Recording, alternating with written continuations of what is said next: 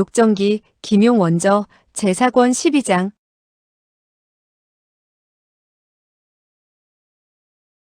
12. 또 하나의 미녀. 육선생은 그의 곁을 따르고 있었는데 여전히 울상을 짓고 있었다. 위소 보는 그가 조금도 주춤거리지 않고 방걸음도 늦춤이 없이 반두타와 어깨를 나란히 하고 달려가는 것을 보자 그제야 이 문약한 서생이 원래는 몸의 상승의 무공을 지니고 있다는 사실을 깨닫고서 입을 열었다.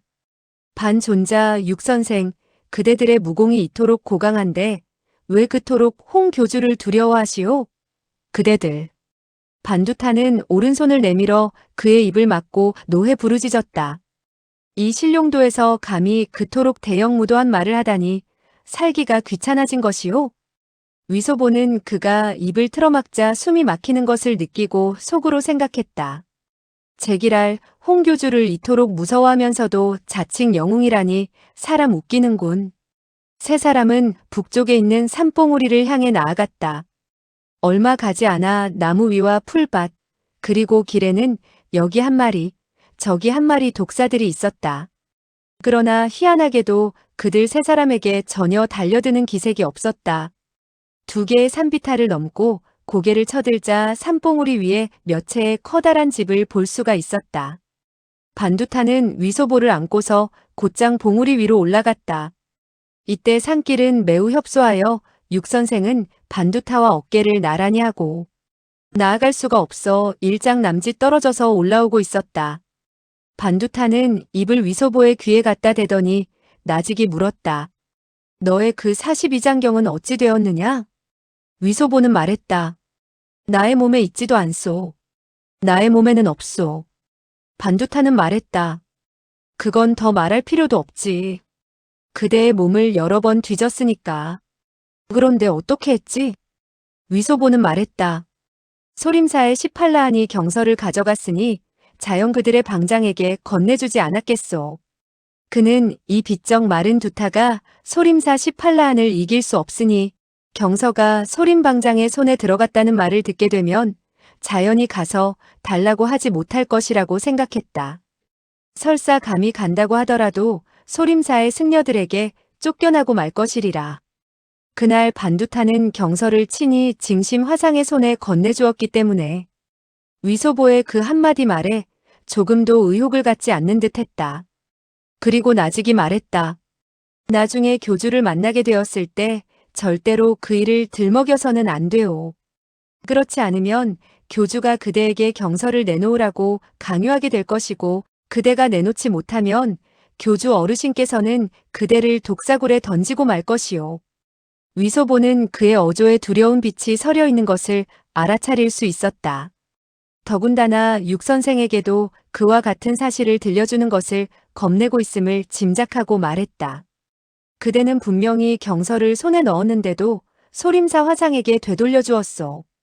그와 같은 사실을 교주가 알게 된다면 그대를 독사굴에 반드시 던져버리고 말걸?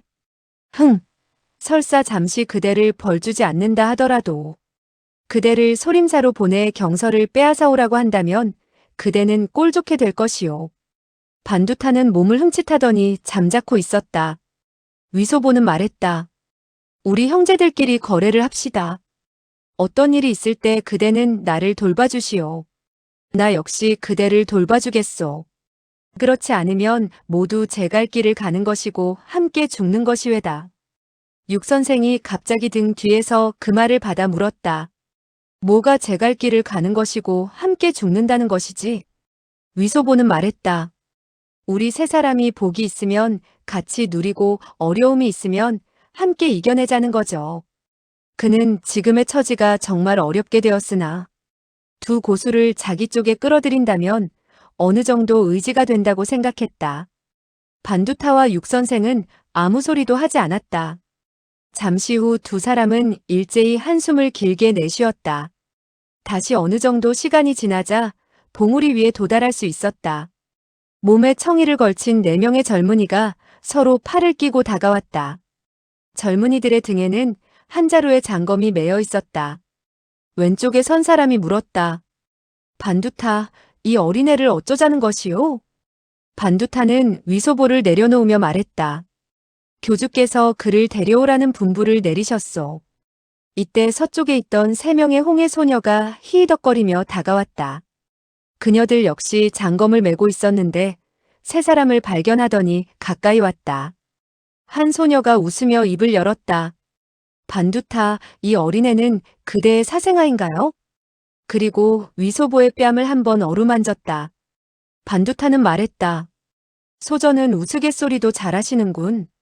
이 아이는 교주 어르신께서 특별히 분부를 내려서 불러들인 아이외다. 다른 한 둥근 얼굴의 소녀가 위소보의 오른쪽 뺨을 꼬집더니 웃으며 말했다. 이 꼬마의 얼굴을 보니 반두타의 사생아가 틀림없구먼. 그대는 변명을 해도 소용없어요. 위소보는 대노해서 외쳤다. 나는 그대의 사생아요. 그대가 반두타와 사사로이 정을 통해서 나를 낳은 것이지. 이렇게 되자 소년소녀들은 어리둥절하였다. 그러나 곧이어 껄껄 소리내어 웃었다. 그 둥근 얼굴의 소녀는 얼굴이 시뻘개져서는 뾰로통한 음성으로 말했다. 이 꼬마야, 죽고 싶어. 그리곤 손을 뻗쳐 때리려고 했다. 위소보는 고개를 돌려 피해버렸다. 이때 다시 10여 명의 젊은 남녀가 기척을 듣고 달려오더니 그 둥근 얼굴의 소녀를 조롱했다.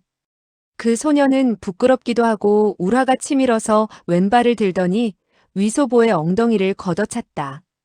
위소보는 큰 소리로 부르짖었다.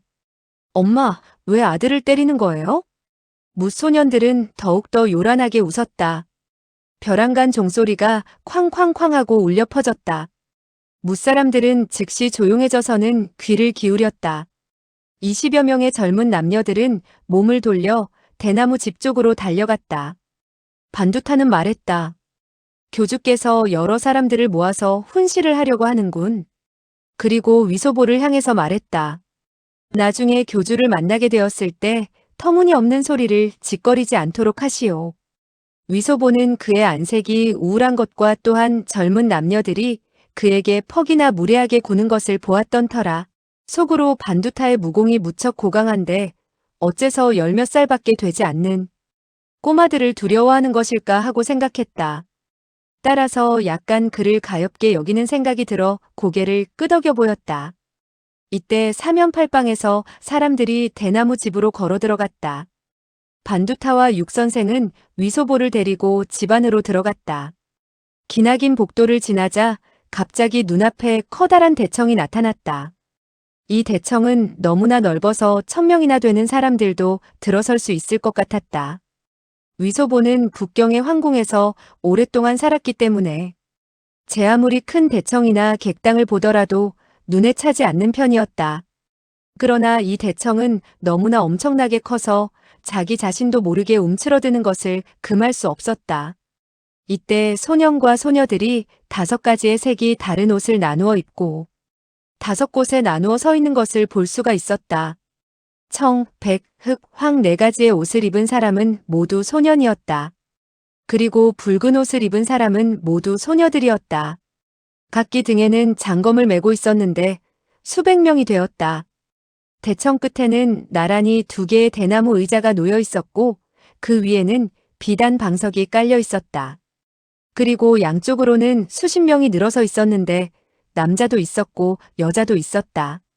나이가 젊은 사람은 30여 세 정도 되었고 늙은 사람은 이미 6, 70세 되었으며 몸에는 무기가 없었다. 대청에는 5, 600명이나 되는 사람들이 모여 있었지만 아무런 기척도 들리지 않았고 기침 소리마저 들을 수가 없었다. 위소보는 속으로 욕을 했다. 제기랄, 굉장히 거드름을 피우는군. 황제가 조정에 남기기라도 했나? 잠시 후 종소리가 9번 울려 퍼지고 안쪽에서 발걸음 소리가 들렸다. 위소보는 속으로 생각했다. 귀신 같은 교주가 나올 모양이군. 그런데 나선 사람은 10명의 사내들이었다. 모두 30세 정도 나이인데 그들의 옷빛깔도 오색으로 나뉘어 있었다. 그들은 2 의자의 옆에 섰다. 한쪽에 5사람씩이었다. 다시 잠시 후 종소리가 쾅하며 크게 울려 퍼졌다.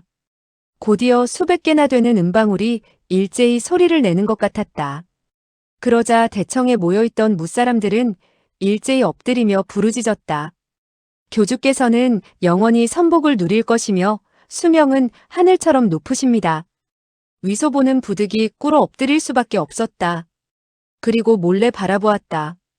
그러자 일남일녀가 안쪽에서 걸어나와 의자에 앉았다.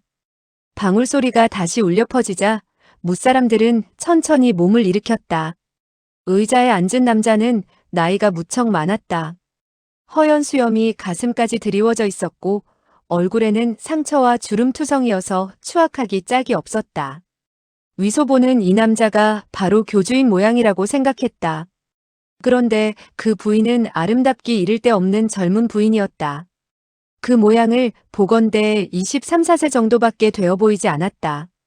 빙글에 웃음을 띠자 교태가 뚝뚝 떨어지는데 화사하고 아름답기 이를 데 없었다. 위소보는 속으로 몰래 칭찬을 했다. 아, 정말 멋지구나. 이 여자는 방이 누나보다도 더욱더 아름답다.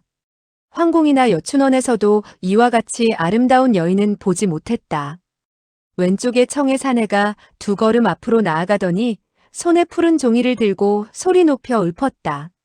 삼가 인자한 은혜를 세상에 두루 비추고 위세를 사방에 떨친 홍 교주의 보배 같은 가르침을 듣도록 합시다.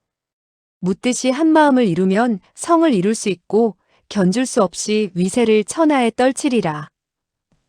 대청의 무사람들은 일제히 읊었다. 묻듯이 한 마음을 이루면 성을 이룰 수 있고 견줄 수 없이 위세를 천하에 떨치리라. 위소보는 누나를 굴리면서 그 아름다운 여인을 바라보고 있었다. 그런데 무사람들이 그토록 소리내어 읊자 그는 깜짝 놀라 정신을 차리게 되었다. 그 청의 사내는 계속해서 읊었다.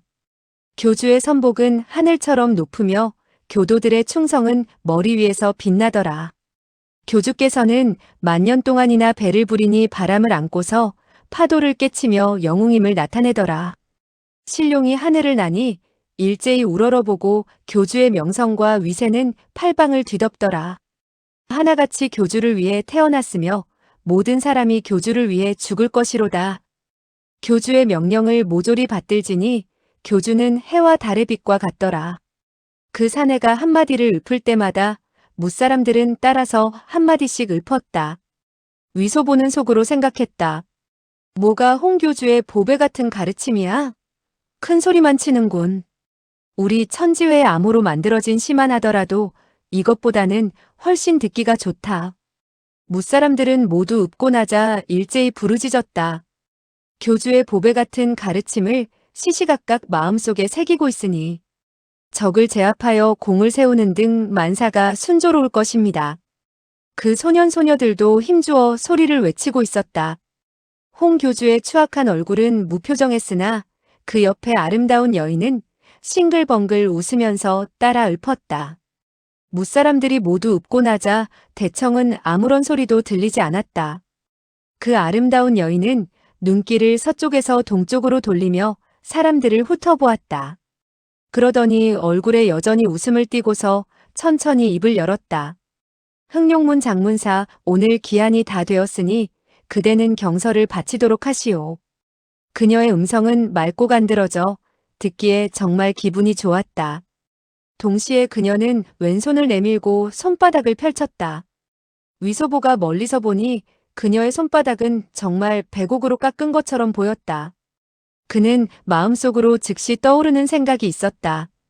저 여인이 내 마누라가 된다면 그럴싸하겠다. 그녀가 만약 여춘원으로 가서 장사를 하게 된다면 양주의 모든 탕아들이 모조리 몰려들어 여춘원의 대문마저도 깨어지고 말 것이다. 이때 왼쪽에 섰던 한 명의 흑의 노인이 앞으로 두 걸음 나아가더니 허리를 굽혔다. 부인에게 알립니다.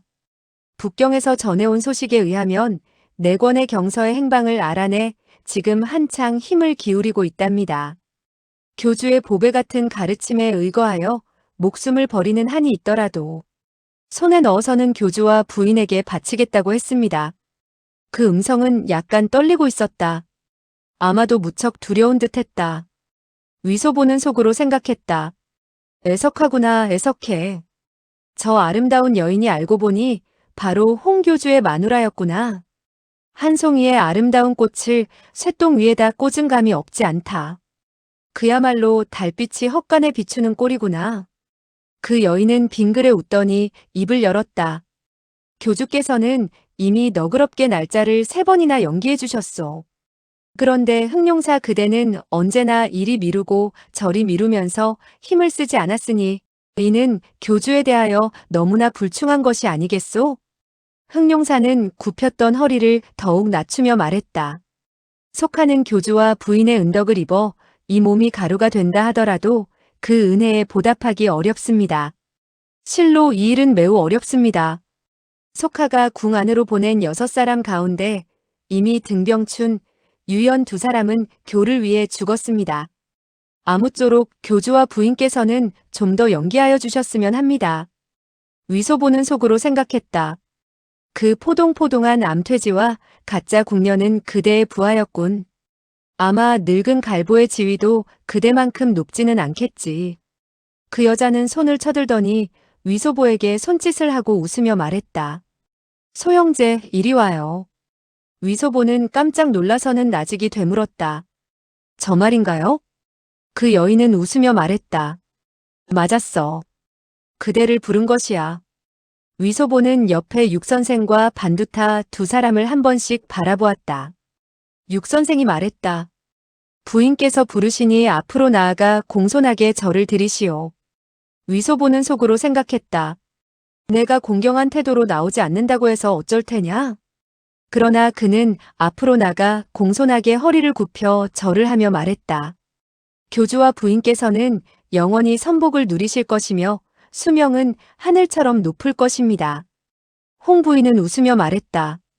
그대는 정말 착한 아이군. 교주 아래에 부인이라는 말을 누가 넣으라고 했지? 위소보는 신룡교의 교도들이 언제나 교주께서 영원히 선복을 누리며 수명이 하늘처럼 높다는 말만 했을 뿐이라는 사실을 모르고 있었다. 사실 신룡교의 교도들은 이 교에 들어온 이후 그와 같은 말들을 줄줄이 외울 수 있도록 읊었으며 그 누구도 글자 하나라도 더 보태거나 반마디도 적게 하지 못했다. 위소보는 이 부인의 용모가 지극히 아름답고 또한 권세도 있어 보인지라 어쨌든 아첨을 하는 것은 미천이 들지 않는다 생각하고 제멋대로 부인이라는 한마디를 넣었던 것이다. 그러다가 그녀가 묻는 말에 입을 열었다.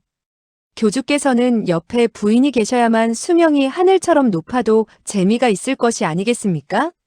그렇지 않고 100년이고 200년이고 부인이 돌아가시게 된다면 교주께서는 외로우실 것이 아니겠습니까? 홍 부인은 그 말을 듣고 몸을 흔들며 웃었고 홍 교주 역시 빙그레 웃으며 기다란 수염을 쓰다듬었다. 그리고 고개를 끄덕여 보였다.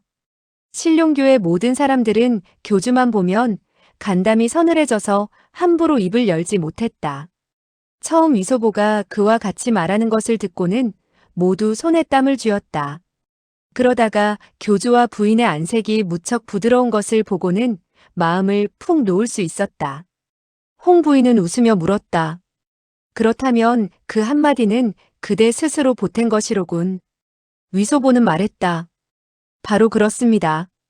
그 한마디는 반드시 넣어야 합니다. 그 비석의 꼬불꼬불한 글자에도 부인을 들먹이고 있으니까요. 그 말이 떨어지자 육선생의 몸뚱어리는 얼음 구덩이에 떨어지는 것 같았다. 사실 육선생은 무수한 심혈을 기울여 한편의 비석에 새겨진 글을 위소보가 외울 수 있도록 해준 것이었다. 그런데 갑자기 위소보가 독특하게 부인이라는 2글자가 들어있다고 하니 이렇게 되면 억지로 짜맞춘 글자 수도 틀리게 되는 것이 아닌가. 따라서 그는 이 장난꾸러기 소년이 아무렇게나 말을 해 비석에 새겨진 글을 함부로 말할 것이니 자기가 지은 문자는 그렇지 않아도 빈틈이 많은데 이렇게 된다면 당장 들통날 것이 아닌가 하는 걱정이 앞섰던 것이다. 홍 부인 역시 그 말을 듣고는 어리둥절해졌다. 그대는 비석에 나의 이름도 새겨져 있다고 말했는가? 위소보는 말했다. 그렇죠. 그는 아무렇게나 그렇죠 하고 말한 후에야 속으로 부르짖었다. 야단났다. 그녀가 나에게 그 비석의 문장을 외우라고 한다면 그 비석 문에는 부인을 들먹이지 않았으니 야단이 아닌가 말이다. 그런데 다행히 홍 부인은 자세히 묻지 않고 입을 열었다. 그대의 성은 위씨이고 북경에서 왔다지. 위소보는 대답했다. 네. 홍 부인은 말했다. 반두타에게 한 말을 들으니 그대는 북경에서 유연이라는 뚱보소절을 만났으며 그녀에게 무공을 가르침 받았다고 했지? 위소보는 속으로 생각했다. 내가 반두타에게 한 말 가운데 그 경서에 관한 말 이외에 그는 모두 교주와 부인에게 말했을 것이다. 지금으로서는 끝까지 버티는 수밖에 없다. 어쨌든 유연은 이미 죽었으니 대질할 사람도 없을 것이 아니겠는가. 그리하여 그는 입을 열고 말했다.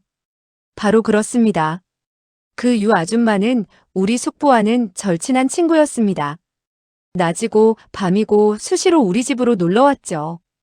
홍 부인은 싱글벙글하면서 물었다. 그녀는 무엇하러 왔지? 위소보는 말했다. 저의 숙부와 농담을 하려고요. 때로 그들은 얼싸안고서 입맞춤을 하기도 했습니다. 그들은 내가 못 보리라고 생각했지만 저는 몰래 훔쳐보았죠.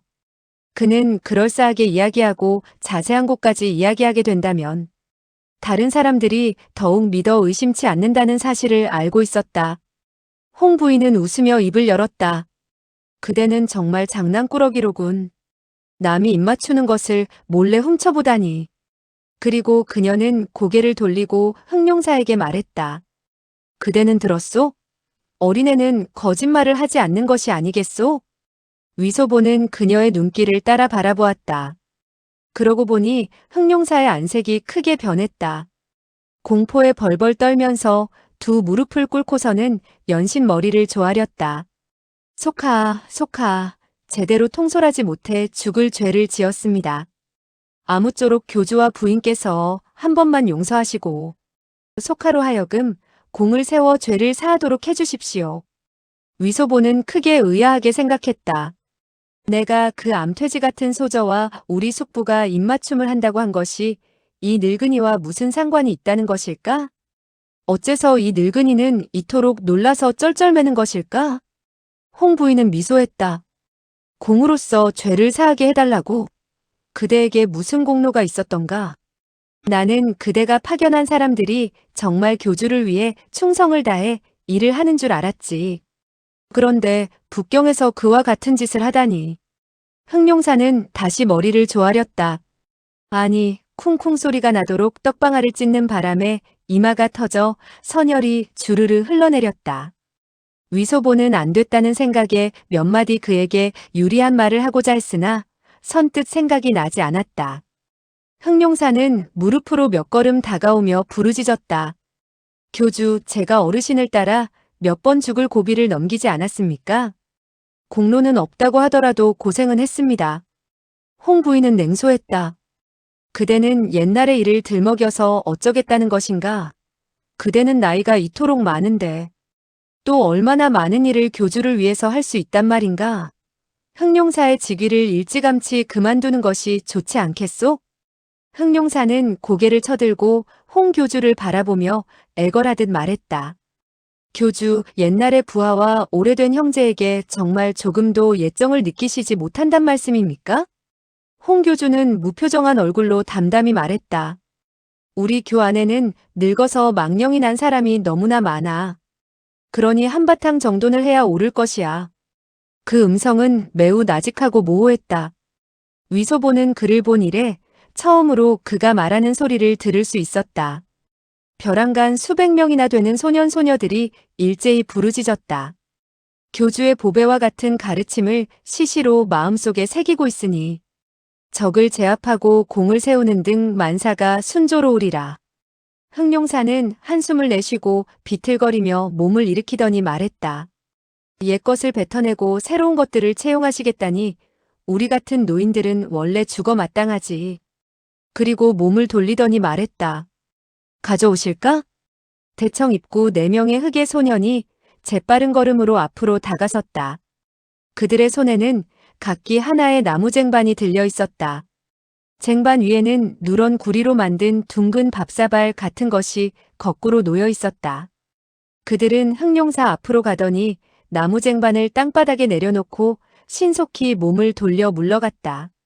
대청의 무사람들도 약속이나 한 듯 뒤로 몇 걸음 물러섰다. 흑룡사는 중얼거리듯 말했다.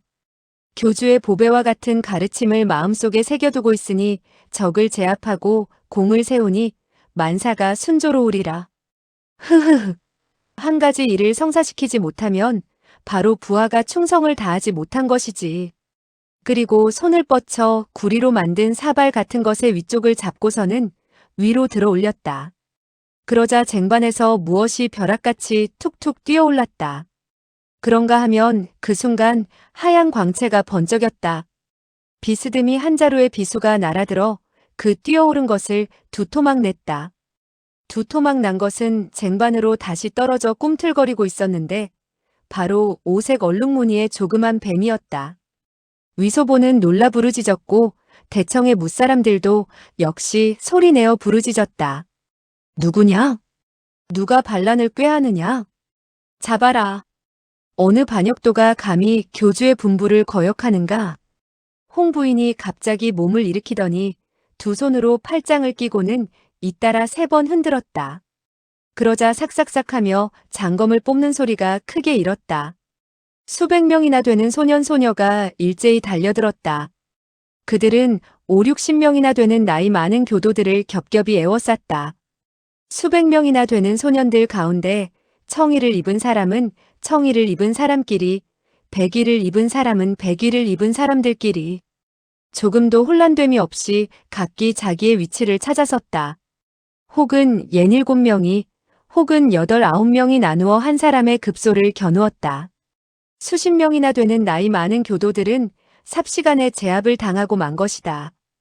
반두타와 육선생의 주위에도 7, 8명이 장검을 겨누고 서 있었다. 이때 50여 세 되는 검은 수염을 기른 도사가 껄껄 소리내어 웃으며 입을 열었다. 하하, 부인, 이 진법을 연마하느라고 수개월간 착실히 공을 들였겠지요. 늙은 형제들을 상대하는 데 있어서 기실 이렇게 힘을 들릴 것까지 없었소이다. 그의 주위에 서 있는 사람은 8명의 홍의 소녀들이었다. 2명의 소녀의 장검은 앞쪽에서 뻗어나와 검끝으로 그의 심장을 겨누고 있었다. 따라서 그가 입을 여는 것을 보고 소녀들은 호통을 내질렀다.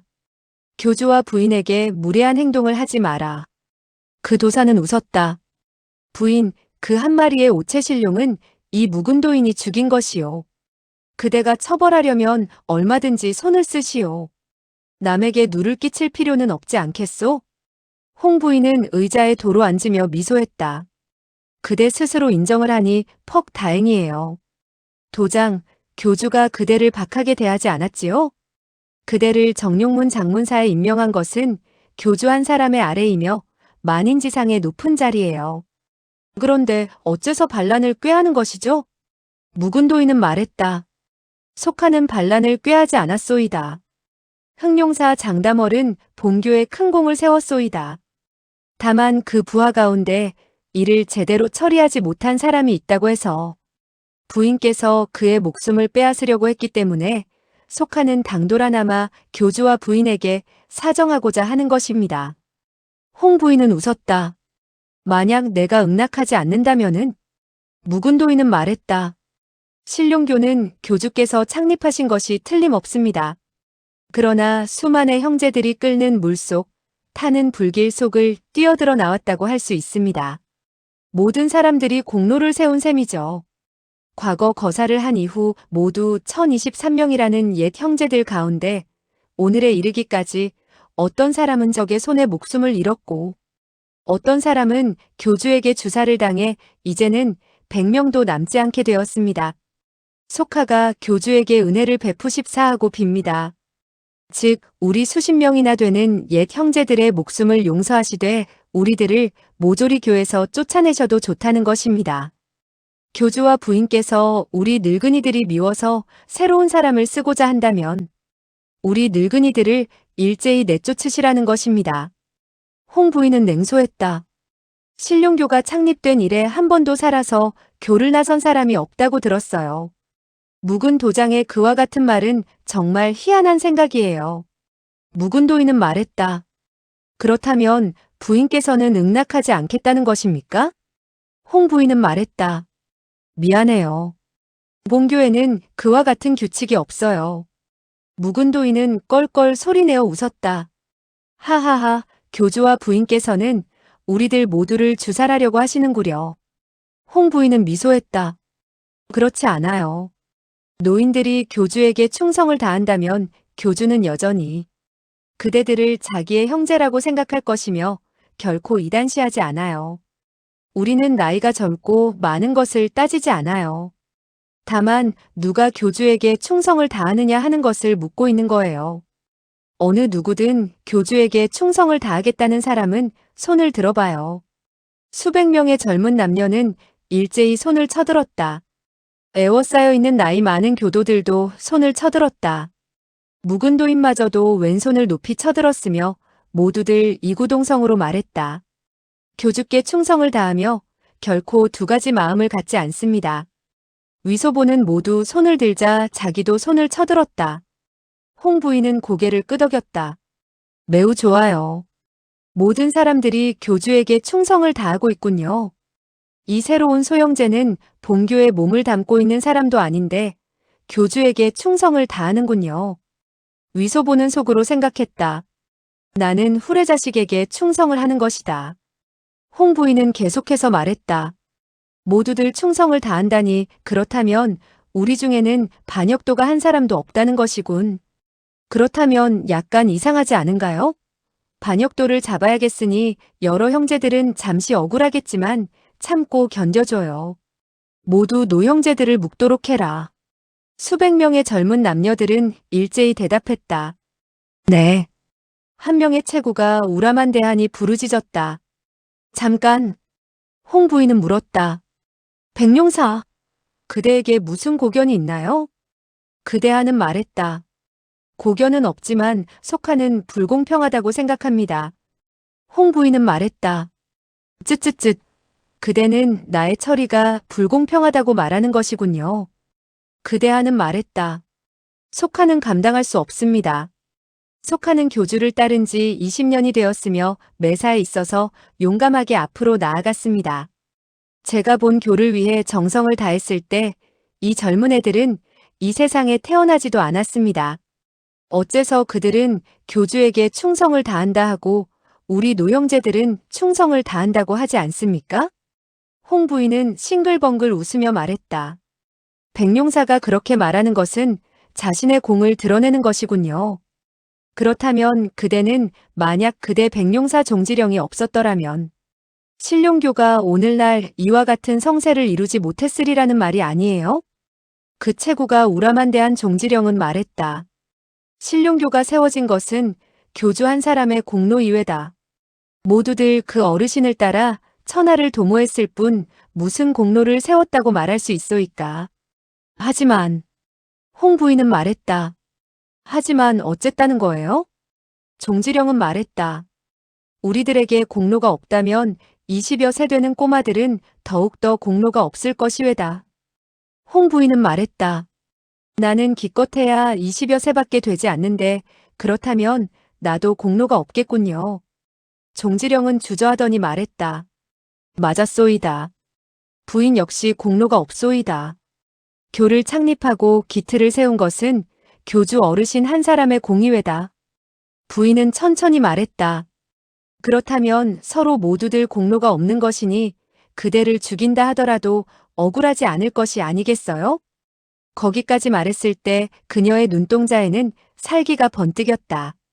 그러나 얼굴은 여전히 화사하기 이를 데 없었다. 종지령은 부르짖었다. 이 종가 한 사람만 죽이는 것은 상관이 없소. 그러나 충신들을 살해하고 공신들을 주살한다면 신룡교는 부인 한 사람의 손에 멸망을 당하는 것이 아니겠소? 홍 부인은 말했다. 매우 좋아요. 매우 좋아요. 나는 무척 피곤하군요. 홍 부인은 몸이 녹작지근한 듯이 말했다. 그런데 바로 이것이 사람을 죽이라는 암호일 줄 누가 알았으랴. 종지령 주위에 서 있던 7명의 베개 소년들이 그 소리를 듣더니 장검을 동시에 뻗쳐 일제히 종지령을 찌르는 것이 아닌가. 7자루의 검이 뽑히자 종지령의 몸에서는 7줄기의 핏물이 쏟아지게 되었고 7명의 베개 소년들의 옷자락도 그만 선혈로 물들여지게 되었다. 종지령은 큰 소리로 부르짖었다. 교주, 그대는 정말 이럴 수 있단 말입니까? 좋습니다. 그리고는 땅바닥에 쓰러져 죽어버리고 말았다. 7명의 소녀는 낭하로 물러갔다. 행동은 매우 정확했다. 교의 몸을 담고 있는 노형제들은 백룡사 종지령의 무공이 무척 고강하다는 것을 잘 알고 있었다. 그러나 7자루의 검이 일제히 찔러 들어오자 전혀 항거할 힘이 없었다. 이로 미루어 볼 때 7명의 소년이 오늘 이대청 안에서 일검을 찌르기 위해 미리 교주의 가르침을 받고 얼마나 많은 연습을 했느냐 하는 것을 짐작할 수 있었다. 그야말로 이제 지극히 익숙할 대로 익숙해진 경지에 도달한 것을 보고 모두들 속으로 벌벌 떨었다. 홍 부인은 하품을 했다. 그리고 왼손을 가볍게 들어서는 앵두 같은 조그만 입을 막았다. 그 모습은 매우 나른해 보였다. 홍 교주는 여전히 무표정한 얼굴이었다. 종지령이 피살당한 사실에 전혀 아랑곳하지 않는 것 같은 얼굴을 하고 있었다. 홍 부인은 나직이 말했다. 청룡사, 황룡사, 당신네 두 분은 백룡사가 모반을 꾀했으므로 마땅히 받아야 할 벌을 받았다고 생각지 않으시나요? 눈이 가늘고 얼굴이 뾰족한 늙은이가 허리를 구부리며 말했다. 종지령이 교주와 부인을 배반한 것은 오래전부터 계획해왔던 일이라 속하는 매우 통한하게 여기고 부인에게 몇 번이나 알렸습니다. 그러나 부인은 언제나 노형제의 얼굴을 봐서 그에게 회개할 기회를 줘야 한다고 말씀하셨습니다. 교주와 부인께서는 넓으신 아량으로 그가 뉘우치기를 바랐습니다. 그러나 그 사람이 악독하기 이를 데 없을 줄 그 누가 알았겠습니까? 실로 용서받지 못할 죄를 지은 것입니다. 이토록 가볍게 그를 처치한 것은 그에게 매우 큰 덕을 보여준 것입니다. 우리들은 교주와 부인의 은덕에 감사하고 있습니다.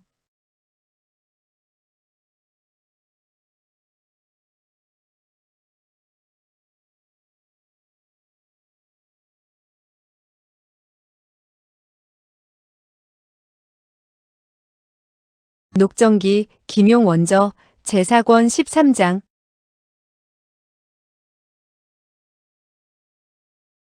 13. 남편만 죽여라. 위소보는 속으로 생각했다. 이 사람은 아첨 대왕이군. 홍 부인은 빙그레 웃으며 말했다. 황룡사는 그래도 대국적인 형세를 살필 줄 아는구려. 청룡사, 그대는 어떻게 생각하시오? 한 50여 세 되는 키가 크고 비쩍 마른 사내가 옆에 둘러선 8명의 청의 소년을 노려보며 꾸짖었다. 비켜라. 교주께서 나를 죽이시려고 한다고 내 스스로 손을 쓸 수 없다고 생각하느냐? 8명의 소년은 장검을 앞으로 살짝 밀었다. 검끝은 어느덧 그의 옷에 닿게 되었다. 그 사내는 싸늘히 몇 번 냉소를 흘리더니 눈을 천천히 들어서는 자기의 가슴팍 앞 옷자락을 잡고 입을 열었다. 교주 부인, 과거 속하와 적백흑황 등 사문의 장문사와 형제의 의리를 맺고 신룡교를 위해 목숨을 바치리라고 결심했는데 오늘 이런 일이 있으리라고는 생각지 못했습니다. 부인께서 이 허모를 죽이려고 하는 것은 별로 이상할 것이 없습니다. 그러나 이상한 것은 황룡사 은 형님이 삶을 탐내고 죽음이 두려워 그와 같이 비열하기 짝이 없는 말을 해서 같은 형제를 모함했다는 것입니다. 그런데 그 순간이었다. 짝하는 소리가 급하게 울려 퍼졌다. 그 사내는 두 손을 밖으로 질풍같이 내뻗었다. 어느덧 몸에 걸치고 있던 장포를 두 쪽으로 찢어서는 손과 팔을 한번 펼치는 사이 두 조각의 장포를 옆으로 쓸어내었다. 그 순간 어느덧 8명의 청의 소년들이 쥔 장검을 밀어내면서 두 자루에 한 자 반이나 되는 푸른 광채가 번뜩이는 단검이 그의 손바닥에 들려져 있었다. 삭삭하는 소리가 잇따라 울려 퍼지는 가운데 8명의 청의 소년들은 가슴팍에 검을 맞고는 모조리 땅바닥에 쓰러지고 말았으며 상처에서는 선혈이 곧장 뿜어져 나왔다. 8명의 시체는 바로 그의 옆에 원을 그리듯 쓰러졌는데 매우 질서 있게 줄지어져 있었다. 이 몇 수의 수법은 정말 재빨라 급격히 울려 퍼지는 천둥 소리에 미처 귀를 막지 못하는 형국이었다. 홍 부인은 깜짝 놀라서는 손바닥을 잇따라 쳤다. 그러자 20여 명의 청의 소년들이 검을 들고 청룡사의 앞을 가로막았으며 또 겹겹이 그를 에워쌌다. 청룡사는 껄껄 웃으며 낭낭히 입을 열었다. 하하하, 부인. 부인이 가르친 이 꼬마들은 정말 밥통 같구려. 교주께서 이 나이 어린 녀석들에 의지하여 공을 세우고 적을 제압한다는 것은 너무나 거북살스럽지 않겠소이까? 7명의 소년이 종지령을 찔러 죽인 데 대해서 홍 교주는 여전히 못 본 척했다. 청룡사가 8명의 소년을 찌르고 죽였는데도 그는 전혀 무표정했으며 가만히 의자에 앉아서는 시종 아랑곳하지 않았다. 홍 부인은 남편을 한번 쳐다보았다. 약간 미안한 듯 방긋 웃었다. 그리고 똑바로 의자에 앉더니 웃었다. 청룡사, 그대의 권법은 고명하기 짝이 없군요. 오늘 갑자기 챙그랑챙그랑 하는 소리가 크게 일었다. 대청 안에 수백 명이나 되는 소년 소녀들의 손에 들린 장검이 다투어 땅바닥에 떨어졌다. 무사람들은 크게 의아하게 생각했다. 그런데 무소년들은 하나같이 맥없이 땅바닥에 쓰러지는 것이 아닌가. 그러자 여러 사람도 자기 눈이 어지러질해지고 제대로 서 있을 수 없다는 것을 알았다. 공력이 조금 뒤떨어지는 사람들은 먼저 쓰러졌으며 곧이어 나머지 사람들도 휘청휘청하더니 쓰러지고 말았다. 삽시간에 대청에는 어지럽게 사람들이 잔뜩 쓰러지게 되었다. 홍 부인은 놀라 부르짖었다. 어째서 이런 일이. 그러나 그녀의 몸 역시 맥이 풀린 듯 대나무 의자에서 미끄러져 내렸다. 청룡사는 우뚝 버티고 선 채 흉측한 웃음을 띠고 입을 열었다. 교주, 그대는 잔인하게 형제들을 죽였는데 오늘이 있으리라고는 생각지 못했겠죠? 그리고 두 자루의 단검을 서로 마주치게 했다.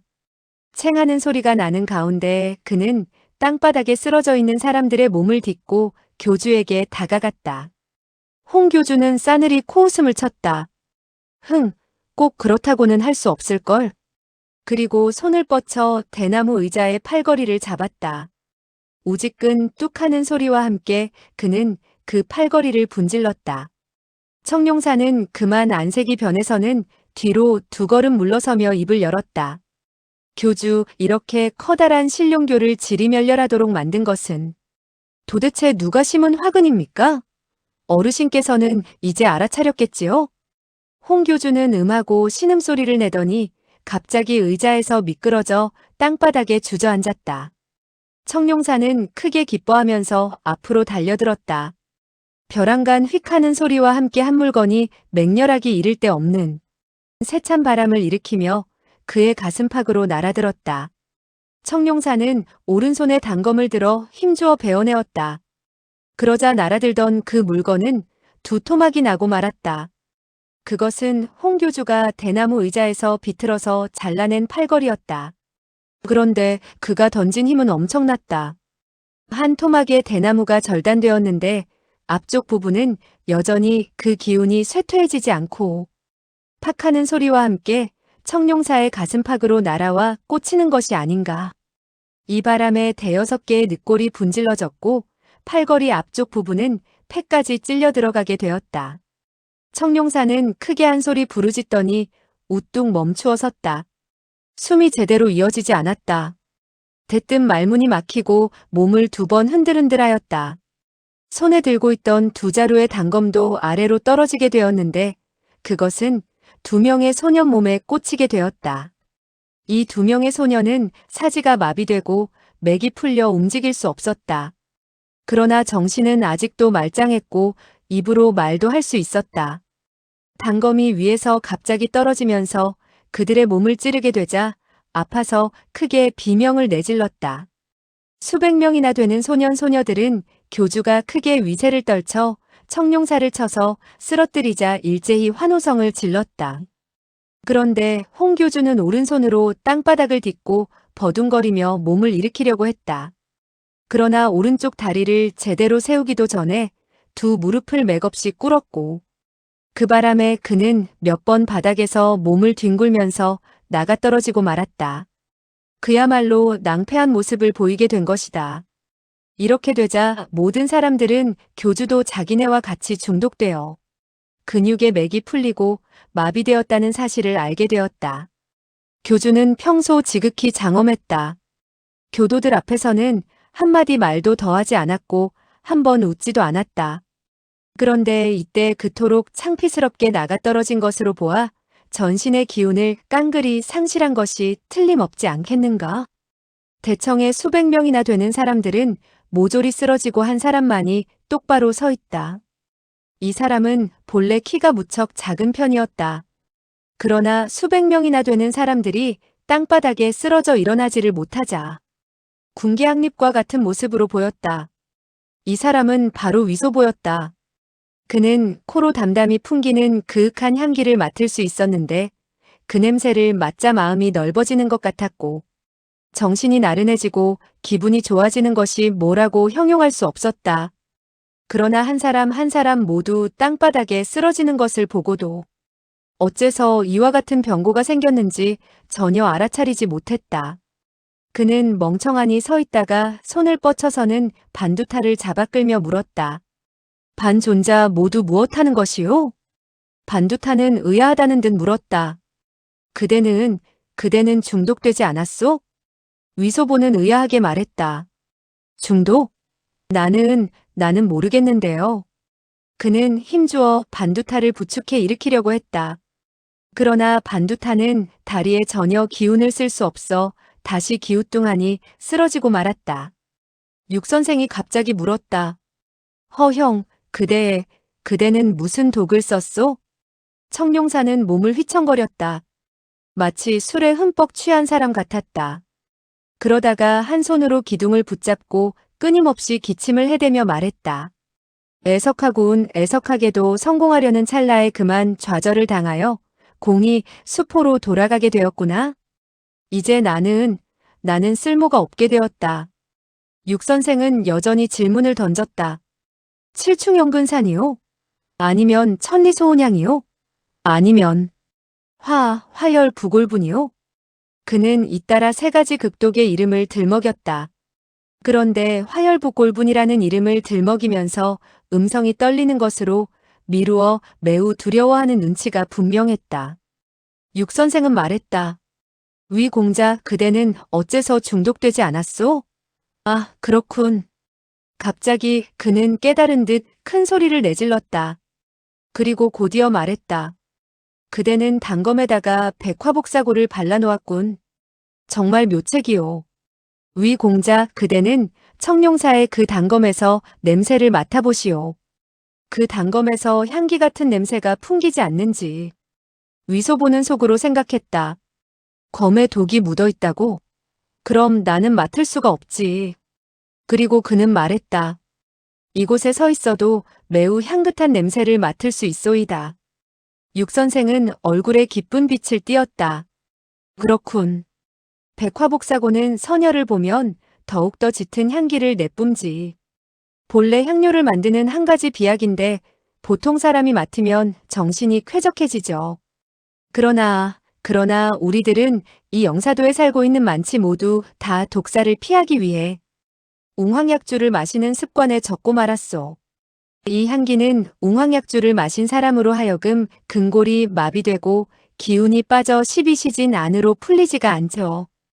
허형, 정말 묘책이외다. 백화복사고는 본래 이 섬에서 금지된 물품이 아니오? 그런데 원래 그대는 이미 몰래 준비를 하고 있었구려. 그대는 아마도 3, 4개월간 웅황약주를 마시지 않았겠구려. 청룡사는 땅바닥에 주저앉았다. 그런데 두 명의 몸 위에 걸터앉게 되었는데 고개를 흔들며 그 말을 받았다. 사람이 도모하는 것은 하늘이 헤아리는 것보다 못하다고. 결국에는 홍한통의 독수에 걸려들고 말았다네. 몇 명의 소년이 호통을 내질렀다. 대담하고 당돌한 녀석 같으니 내가 감히 교주의 거룩하신 이름을 마구 부르는구나. 청룡사는 천천히 몸을 일으켰다. 그리고 장검을 하나 집어들더니 한 걸음 두 걸음 홍 교주에게 다가가며 입을 열었다.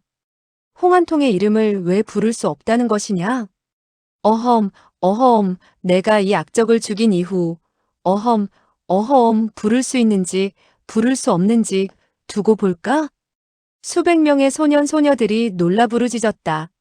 잠시 후 황룡사의 늑수그레한 음성이 들려왔다. 허 형제, 그대가 홍한통을 죽인다면 모두들 그대를 신룡교의 교주로 모시겠네. 모두들 빨리 읊어보게. 우리들은 허 교주의 호령을 받들겠으며 충성을 다하되 두 마음을 갖지 않겠소이다. 대청에는 잠시 침묵이 감돌았다. 그러나 곧이어 수십 명의 사람이 똑같이 읊기 시작했다. 우리들은 허 교주의 호령을 받들겠으며 충성을 다하되 두 마음을 갖지 않겠소이다. 이 소리들 가운데 어떤 소리는 굳건했으며 어떤 소리는 망설이는 빛을 보여 합창하듯 일제히 울려 퍼지는 것이 아니고 이곳저곳에서 뒤죽박죽이 되어 흘러나왔다. 청룡사는 두 걸음 옮기더니 기침을 했다. 그리고 몸을 휘청거렸다. 그는 매우 심한 상처를 입었으나 애써 버티고 있었다. 어떻게 해서라도 먼저 홍 교주를 죽여보자는 심산인 것 같았다. 홍 부인이 갑자기 깔깔거리고 웃으며 입을 열었다. 호호호 청룡사. 그대에게는 기운이 없어졌어요. 그대의 다리에도 전혀 기운이 없어요. 그대의 가슴팍에 선혈이 흘러나오는군요. 곧 모조리 흘러내리고 말 것 같군요. 그대는 틀렸어요. 앉으세요. 피곤하기 이를 데 없죠? 앉아요. 맞았어요. 앉아 쉬도록 해요. 그대는 장검을 내려놓고 내 곁으로 다가와요. 내가 그대의 상처를 치료해드리지. 맞았어요. 비스듬히 눕도록 하세요. 그리고 장검을 내려놓으세요. 그녀의 음성은 갈수록 부드러워져서 교태가 뚝뚝 떨어졌다. 청룡사는 다시 몇 걸음 나아갔으나 끝내 땅바닥에 천천히 주저앉았다. 그리고 찡하니 장검도 그의 손에서 떨어지고 말았다. 황룡사는 청룡사가 다시 일어설 기미를 보이지 않자 큰 소리로 부르짖었다. 허설정, 너 이 간악한 자가 헛되이 빌어먹을 교주가 되고자 하는 망상을 품었겠지. 너는 오줌을 싸고 내 얼굴에 비춰보도록 해라. 그 몰골로 되겠는가 말이다.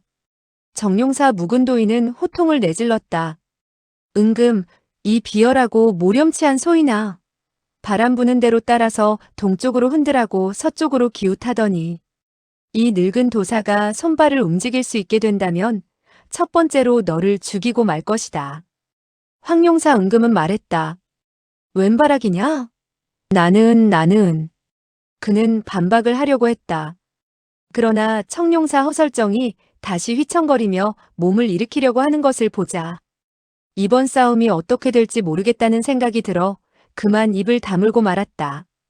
일시 대청에 수백 명이나 되는 눈초리가 허설정의 몸에 집중되었다. 허오라버니, 그대는 무척 피곤해지셨군요. 역시 앉으세요. 저를 바라보세요. 제가 작고 고운 노래를 들려드리겠어요. 그대는 푹 쉬도록 하세요. 이후 나는 매일같이 노래를 들려드리겠어요. 그대가 보기에 제가 예쁘지 않나요? 허설정은 하더니 말했다. 그대는 정말 예쁘오. 하지만 나는 감히 더 쳐다볼 수가 없구려. 그러면서 그는 다시 주저앉았다. 이번에 그는 다시 몸을 일으키지 못했다. 그러나 마음속으로 자기가 앉아서 일어나지 못하고 또 교주를 찔러 죽이지 못하면 수백 명이나 되는 사람들 가운데 교주의 공력이 가장 심오하니 중독된 독도 그가 반드시 먼저 풀리게 되리라는 것을 깨달았다. 그렇게 된다면 늙은 형제들은 한 사람도 유행을 바라볼 수 없게 되고 모조리 교주의 독수에 죽음을 당하리라는 생각이 들었다. 그리하여 그는 말했다. 육 선생, 나는 움직일 수가 없다네. 그대는 방법을, 방법을 강구해 주시게. 육 선생은 말했다. 위 공자, 저 교주는 매우 악독하오. 나중에 그의 몸에 중독된 독이 풀어지면 모두를 죽일 것이고 그대마저도 살아남지 못하게 된다오. 그러니 빨리 교주와 부인을 죽여 없애시오. 그가 이렇게 말하지 않는다 하더라도 위소보는 이미 알고 있던 참이었다. 그는 즉시 검을 뽑아들고는 천천히 교주 쪽으로 다가갔다. 육 선생은 다시 말했다. 그 홍 부인은 백여우와 같은 여인으로 사람을 잘도 속인다오. 그러니 그대는 그녀의 얼굴은 물론 그녀의 눈동자를 보지 않도록 하시오. 위소보는 대답했다. 네. 그리고 그는 검을 들고서 앞으로 몇 걸음 나아갔다. 홍 부인은 부드러운 어조로 입을 열었다. 소영제, 그대는 내가 아름답다고 생각하지 않아? 그 소리에는 사람의 혼을 녹일 것 같은 기운이 잔뜩 서려 있었다. 위소보는 마음속으로 움직이는 바가 있어 고개를 돌려 그녀를 쳐다보려고 했다. 이때 반두타가 호통을 내질렀다. 사람을 해치는 마녀이니 빠져서는 안 돼. 위소보는 흠칫해서는 눈을 꼭 감았다. 홍 부인은 나직이 소리내어 웃으며 말했다. 호호호 소영제. 눈을 뜨고 나를 봐요. 나를 향해 눈을 뜨라고요. 자, 내 눈동자에 그대의 모습이 비치고 있네. 위소보는 눈을 떴다. 그러고 보니 홍 부인은 방실방실 웃고 있는 것이 아닌가. 그는 크게 마음이 설레는 것을 느꼈다. 그러나 그는 곧 검을 가슴팍까지 들어올리고 홍 교주 쪽으로 다가가며 속으로 생각했다. 그대와 같은 미인을 나로서는 정말 아까워 죽일 수가 없구먼. 그러나 그대의 지아비는 반드시 죽여야 해. 벼랑간 왼쪽에서 맑은 음성이 들려왔다. 위 오라버니, 죽여서는 안 돼요. 그 소리는 매우 귀에 익숙했다. 위소보는 속으로 흠칫해서 소리가 나는 곳을 바라보았다. 한 명의 홍해 소녀가 땅바닥에 쓰러져 있었는데 이목이 준수했다. 바로 소군주 목건병이 아닌가. 그는 깜짝 놀랐다. 이곳에서 그녀와 만나게 되리라고는 전혀 생각지 못한 일이었다. 그러나 그녀가 정룡문 소녀들이 입고 있는 홍의를 걸치고 있다는 사실에 대해서는 별로 놀라워하지 않았다. 그는 재빨리 다가가 몸을 굽히고 그녀를 부축해 일으키며 물었다. 그대가 어찌하여 이곳에 있소? 목건병은 그의 묻는 말에 대답하지 않고 말했다. 그대는 절대 교주를 죽여서는 안 돼요. 위소보는 의아하여 물었다. 그대는 신룡교에 투신했구려. 어찌 그럴 수 있단 말이오? 목건병은 전신에 뼈가 없는 사람처럼 맥이 빠져 있었다. 그녀는 머리를 그의 어깨 죽지에 기대고 조그만 입을 위소보의 귓가에 갖다 대고는 나직이 말했다. 그대가 만약 교주와 부인을 죽인다면 나는 살아남지 못하게 돼요. 저 늙은이들은 우리들을 죽도록 미워해요. 그리하여 우리 젊은 사람들은 모조리 죽이려 들 거예요. 위소보는 말했다. 내가 그들에게 그대를 해치지 말라고 한다면 그들은 응낙을 할 것이요. 목건병은 급히 말했다. 아니에요. 교주는 우리에게 독약을 먹였어요. 다른 사람은 풀 수 없단 말이에요. 위소보와 그녀는 오랜만에 만난 터라 그렇지 않아도 매우 기뻤다. 더군다나 부드러운 그녀를 품속에 안고서 그녀가 귓가에 속삭이는 말을 듣고 있으니 그녀의 청을 거절할 도리가 없었다. 게다가 그녀는 이미 교주의 독약을 먹었는데 다른 사람은 풀 수 없다고 하지 않는가. 그렇게 된다면 교주를 죽이게 되었을 때 바로 이 품속의 작은 미녀를 죽이는 꼴이 되지 않겠는가 하는 생각이 들었다. 위소보는 결코 그럴 수 없다고 생각했으나 한 가지 일만은 난처했다. 그리하여 그는 나직이 말했다. 내가 만약 교주를 죽이지 않는다면 교주의 몸에 독이 풀리게 되었을 때 나를 죽이려 할 것이오. 그는 목건병을 꼭 껴안다시피 하고 있었고 그 말은 바로 그녀의 귓가에 대고 한 말이었다. 목건병은 말했다. 그대가 교주와 부인을 구하게 되는데 그들이 어찌하여 그대를 죽이겠어요? 위소보는 속으로 그 말도 맞다고 생각했다. 홍 부인은 그야말로 정말 아름답고 요염해서 어떻게 하더라도 손을 쓸 수가 없을 것 같았다.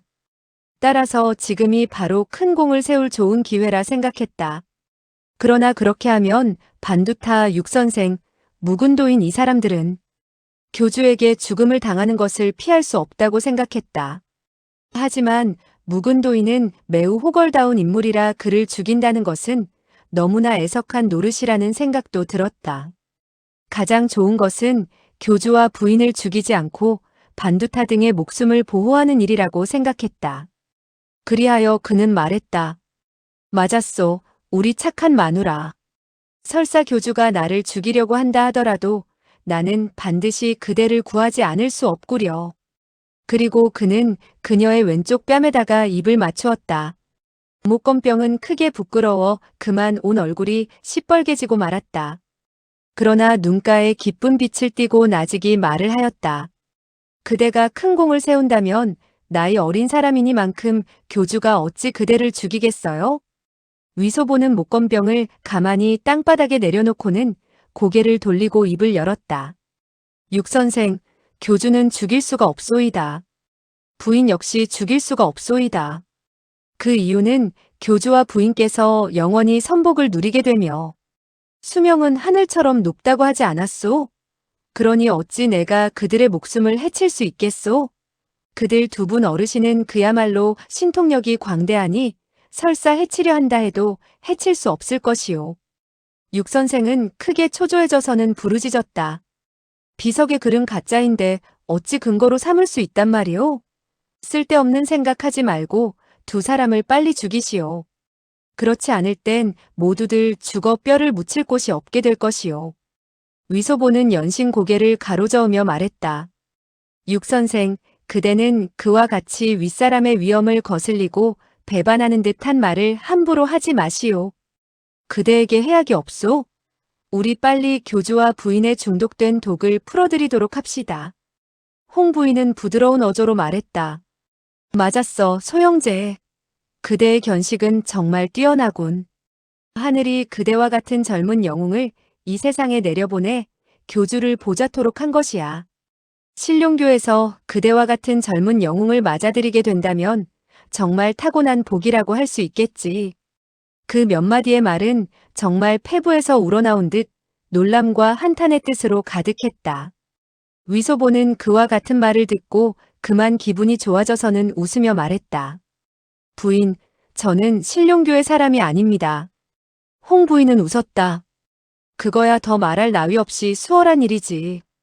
그대는 즉시 지금 입교하도록 해요. 내가 그대의 안내자가 되겠어요. 교주 이 소영제가 본교를 위해 이토록 큰 공을 세웠는데 우리는 그에게 어떤 직책을 맡겨야 옳겠어요? 교주는 말했다.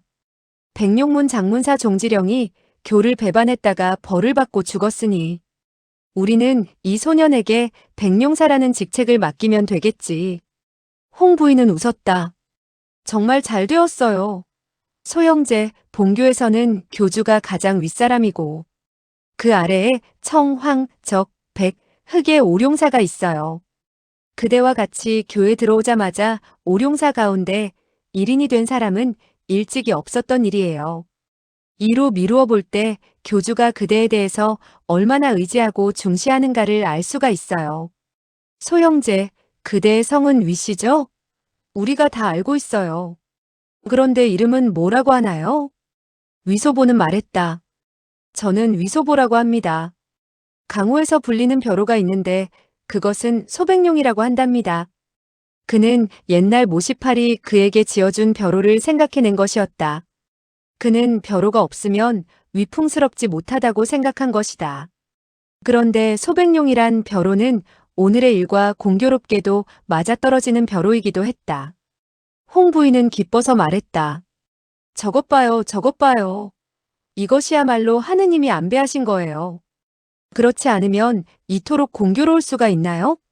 교주께서는 한번 내뱉은 말을 결코 저버리지 않아요. 육선생은 다급해져서는 말했다. 위 공자 그들의 속임수에 넘어가지 않도록 하시오. 설사 그대가 백룡사라는 지위에 올랐다고 하더라도 그들은 그대가 싫어지면 그대를 죽이는 것은 손바닥 뒤집기보다 쉬운 노릇이 아니겠소. 백룡사 종지령이 바로 그 본보기 이외다. 그대는 빨리 교주와 부인을 죽이시오. 모두들 그대를 신룡교의 교주로 삼도록 하겠소이다. 그 말이 떨어지자 무사람들은 모두 다 깜짝 놀라고 말았다. 반두타, 허설정, 묵은도인 등도 그 말이 너무 지나치다고 생각했다. 그러나 다시 생각해보니 만약 그를 교주로 모시지 않는다면 교 안에서는 다시 백룡사보다 더 높은 지위가 없었다. 지금은 형세가 매우 위급한 상태가 아닌가. 무사람들의 목숨이 그의 손에 달려있다고 할 수 있고 이렇게 함으로써만이 그로 하여금 교주와 부인을 죽이도록 유인할 수 있다는 생각이 들었다. 그리하여 이 난관을 넘기게 된다면 나이 어린 소년이 설사교주가 된다고 하더라도 무사람들의 소나귀에서 벗어나지 못할 것이라고 판단했다. 그리하여 무사람들은 일제히 말했다. 맞았소, 맞았소. 우리들은 모두 위 공자를 신룡교의 교주로 모시겠으며 모두들 그대에게 충성을 다하겠소이다. 위소보는 마음속으로 움직이는 바가 있어서 곁눈질로 홍 부인을 바라보았다. 이때 홍 부인은 반쯤 기댄 자세로 대나무 의자에 등을 의지하고 앉아 있었다. 전신은 마치 뼈가 없어진 듯한 모양이었으며 가슴이 미미하게 오르락내리락 했다. 그리고 두 뺨이 불그레했으며 두 눈에서는 정이 똑똑 떨어지는 듯 했다. 위소보는 생각했다. 교주가 된다는 것이 뭐가 재미있어서 그래. 그러나 이 교주 부인은 정말 사람을 죽여주게 아름답구나. 내가 교주가 된다면 이 교주 부인이 여전히 교주 부인으로 남아있을까?